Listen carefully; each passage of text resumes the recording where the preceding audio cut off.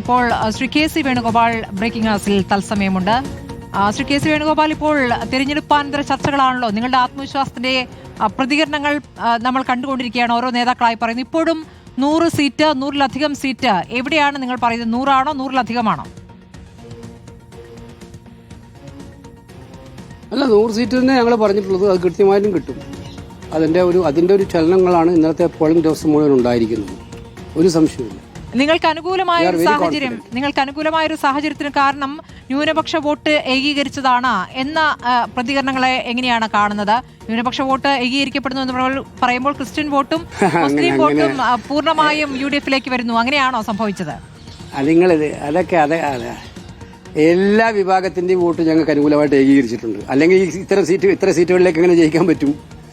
എല്ലാ വിഭാഗത്തിന്റെയും വോട്ടുകൾ ഞങ്ങൾക്ക് ഏകീകരിച്ചിട്ടുണ്ട്. ഇതൊക്കെ പറയുന്നത് പരാജയം ഉണ്ടാകുന്ന ഉറപ്പായപ്പോൾ അതിന് വേറെ റീസൺ കണ്ടെത്താൻ വേണ്ടിയുള്ള ശ്രമം ഇപ്പോഴേ തുടങ്ങിയതിന്റെ സൂചനയാണത്. അല്ലാതെ ഒന്നുമല്ല. ഞങ്ങൾക്ക് കൃത്യമായിട്ട് എല്ലാ വിഭാഗം ആളുകളും വോട്ട് ചെയ്തിട്ടുണ്ട്. എല്ലാ സാഹചര്യങ്ങളും ഞങ്ങൾക്ക് അനുകൂലമായിട്ടുണ്ട്. ഇപ്പോൾ BJP-യിൽ നിന്നും ഷോൺ ജോർജിന്റെ ഒരു പ്രതികരണം വന്നിരിക്കുകയാണ്. ഇപ്പോൾ സഭയ്ക്ക് ഞങ്ങളെ വേണ്ടെങ്കിൽ ഞങ്ങൾക്ക് സഭയും വേണ്ട എന്ന കടുത്ത പ്രതികരണത്തിലേക്ക് ഷോൺ ജോർജ് എത്തിയിരിക്കുന്നു. അതിൽ പറയുന്ന ഒരു കാര്യം, ഈ FCRA മാറ്റിവെച്ചത് ഞങ്ങളുടെ ഇടപെടലുകൊണ്ടാണ്, ഈ അങ്ങയുടെ പേര് എടുത്തു പറഞ്ഞുകൊണ്ടാണ്. KC വേണുഗോപാലിനെ പോലുള്ളവരെ കൊണ്ട് എന്താണ് സഭയ്ക്ക് നേട്ടം എന്നാണ് അദ്ദേഹത്തിന്റെ ചോദ്യം. എന്താണ് അങ്ങയുടെ മറുപടി?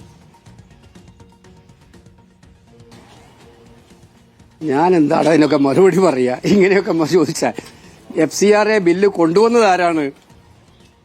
കോൺഗ്രസ് ആണോ കൊണ്ടുവന്നത്? ആ അമെന്റ്മെന്റ് ബില്ല് കൊണ്ടുവന്നത് ആരാണ്? BSc പോലും ചർച്ച ചെയ്യാതെ ആ ബില്ല് കൊണ്ടുവന്നത് ആരാണ്? ആ ബില്ല് സഭ പിരിയാൻ നിൽക്കുന്നതിന് തലേദിവസം തന്നെ പാസ്സാക്കാൻ വേണ്ടി കൊണ്ടുവന്ന ആരാണ്? ഞങ്ങളെല്ലാ MP-മാരും തെരഞ്ഞെടുപ്പിൽ നിൽക്കുമ്പം ആ തെരഞ്ഞെടുപ്പിൽ നിൽക്കുന്ന MP-മാരെ മുഴുവൻ ഇങ്ങോട്ടേക്ക് അണിനിരത്തിയിട്ട് അതിനെതിരെ സമരം നടത്താനും പോരാടാനും ഉണ്ടായത് ആരാണ്? കോൺഗ്രസും പ്രതിപക്ഷവും അല്ലേ?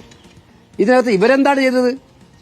ഞാൻ ചോദിക്കുന്നത്, അങ്ങനെ അവർക്ക് എന്തെങ്കിലും ചെയ്യാമായിരുന്നെങ്കിൽ ബില്ല് ഇൻട്രൊഡ്യൂസ് ചെയ്തപ്പോൾ തന്നെ കോൺഗ്രസ് എതിർത്തല്ലോ. ആ സമയത്ത് അവർക്ക് പറയാമാണല്ലോ, ഇനി ഇത് കൺസിഡറേഷനും പാസിങ്ങിനും ഈ സഭയിൽ വെക്കരുത്, ഇത് മാറ്റണമല്ലോ.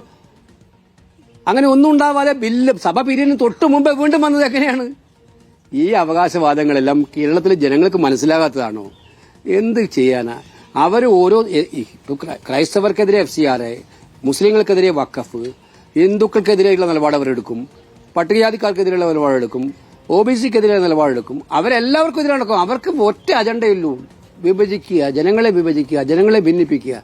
മാത്രമല്ല, ഈ പറയുന്ന കേട്ടാൽ തോന്നും അവർ ജയിക്കുന്ന സീറ്റുകളുടെ കണക്കൊക്കെ കേട്ടാൽ തോന്നും പണം കൊടുത്തതിന്റെ കണക്കാണ്. ഇപ്പം സീറ്റുകളുടെ എണ്ണം നോക്കിയാൽ അറിയാം. ആ സീറ്റുകളെല്ലാം പണം കൊടുത്തിട്ടുണ്ട്, അതെല്ലാം ജയിക്കുന്നതാണ് അവർ പ്രതീക്ഷിക്കുന്നത്. അത് ജനം കാണിച്ചു കൊടുക്കും 4-ാം തീയതി.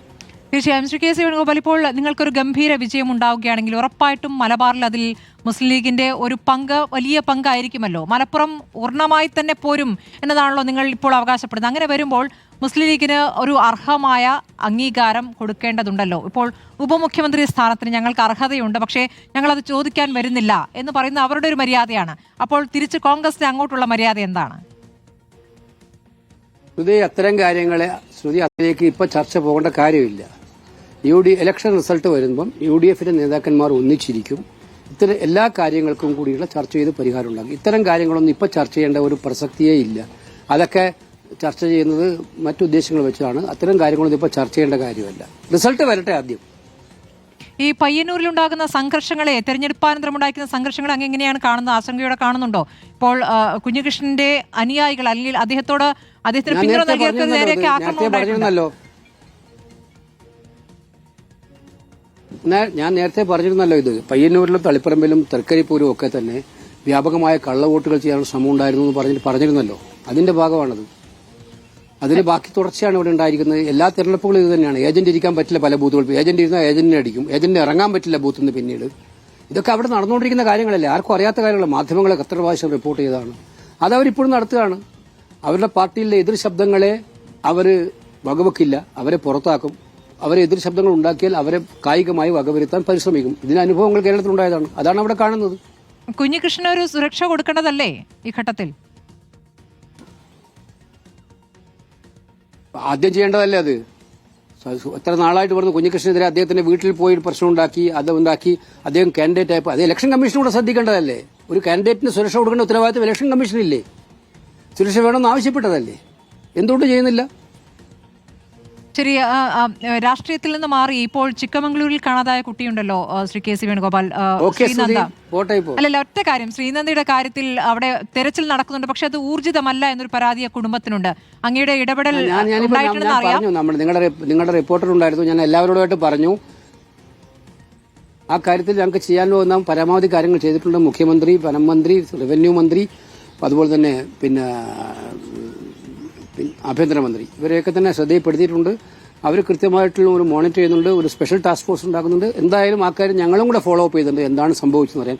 ആ കുടുംബത്തിന്റെ വേദനയും സങ്കടവും ഒക്കെ നമുക്ക് മനസ്സിലാവും. കുടുംബത്തോടൊപ്പമാണ് നമ്മളെല്ലാവരും ഉള്ളത്. അതുകൊണ്ട് ശക്തമായ ഫോളോ അപ്പ് നടത്തും. വളരെ നന്ദി ശ്രീ കെ സി വേണുഗോപാൽ, എല്ലാ ആശംസകളും.